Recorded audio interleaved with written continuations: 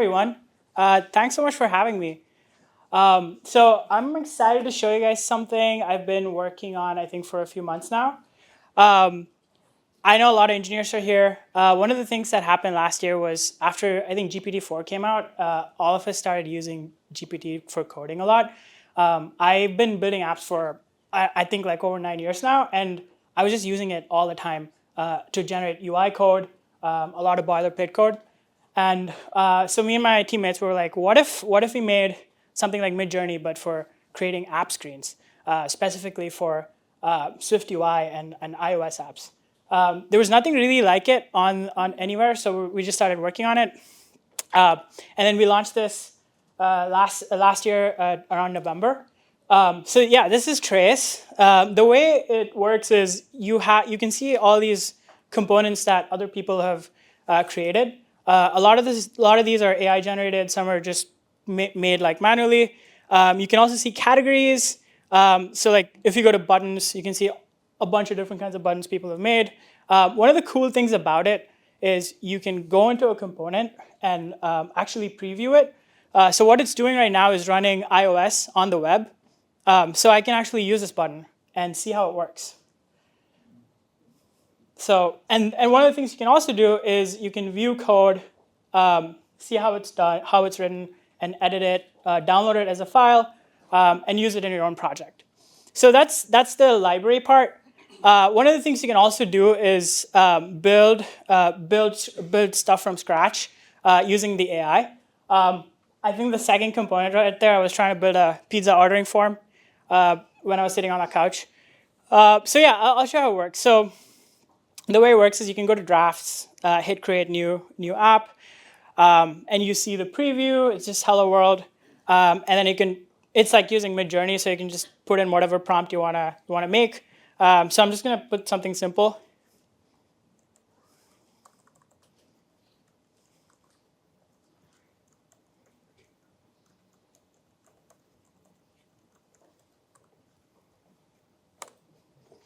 So what it's doing right now, the prompt was make a grid of images using Unsplash images.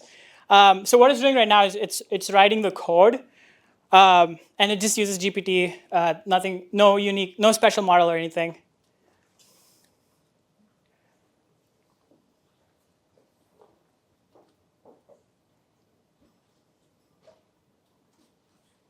It used to take way longer, and one of the things we did was we added a Subway Surfer game animation so people would get distracted by it.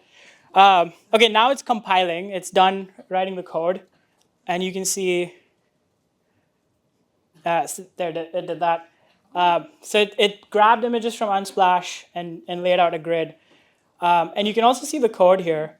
So it's a scroll view. There's like a header image, and then there's like a lazy grid and a bunch of smaller images, and these are all this is where the image is being retrieved from.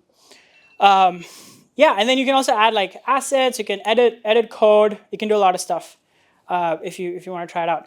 One of the other things that we did, I think about 2 months ago, was we made a Figma plugin. So if you're a designer and you want to quickly turn your designs into code, one of the things you could do. I don't know if I'm recording. Okay. One of the things you can do is you can just go into Figma and generate Swift UI prototypes from your mockup. So I'm going to show you how to do that. So you can go into dev mode. I don't know how many of you use Figma here. Probably a lot of them. Okay, sweet, awesome. So yeah, I can just select a screen. I can go to Trace. I'll select the published version. It does a quick login. And then, so I select a screen. Okay. So that's the screen I've picked. I can just say, I can describe it.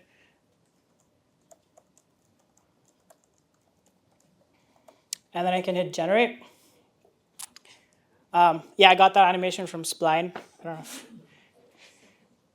yeah, so what it does is it creates the live mockup of it, and then you can actually look at the code, tweak it, and use it in production. Yeah, that's pretty much it. I think one of the things we learned from this whole thing was that we ended up building something for experts. But what we really want to do is kind of push the boundaries of what it takes to make software and make it accessible for everyone.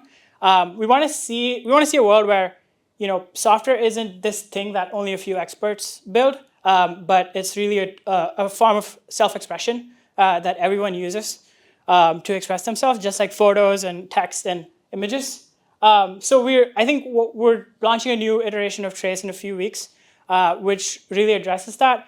I don't know if we have time. I can show a really terrible prototype of it. We all want to see that, right? Yeah. Okay, cool, awesome. So yeah, there it is. You can go edit the app and check it out. Yeah. So okay, the prototype. I'll open it up. So it's running I think it's running my local host.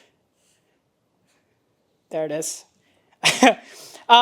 So I think one of the things we realized from Trace was that if you want to turn your idea into like a live app, you need to know how to use Xcode, and you need to know how like if you're a designer who doesn't know how to code, you can't really use Trace, and it's not really that useful for you.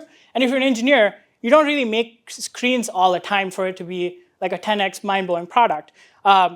So we were just like really like sad, confused a month ago. We're trying to figure out like, oh my God, how can we make this really useful?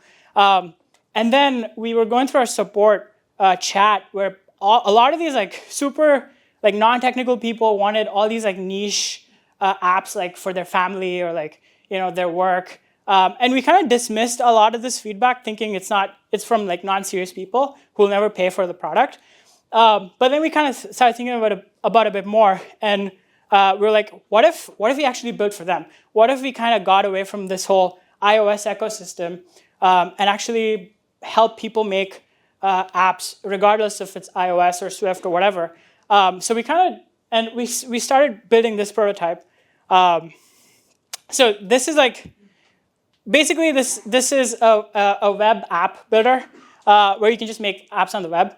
There are tons of website builders already out there, but nobody has really kind of got into this bringing the level of like a native app functionality into web, and that's what we're trying to like get to with this. So I'll do a quick I'll make like something really fast. So the way it works is you have this like component or like this place where you can find a lot of assets.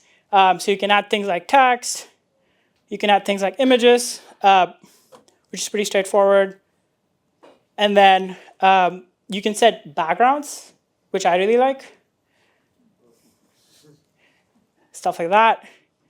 And then one of the things that I actually hacked together today is this concept of components, where you should be able to add a lot of UI components to your web app, just like how you would on a native app. So something that's cool you can do is add like a stack of cards, just like how like Tinder has a stack of cards, and then you can just use it. You can also go in and edit it, and you can add more pictures and like really modify it. Anyway, so it's a prototype, not ready for anyone to use, but this is something we're going to be putting out in a few weeks, which I'm really excited for. But yeah, that's pretty much it.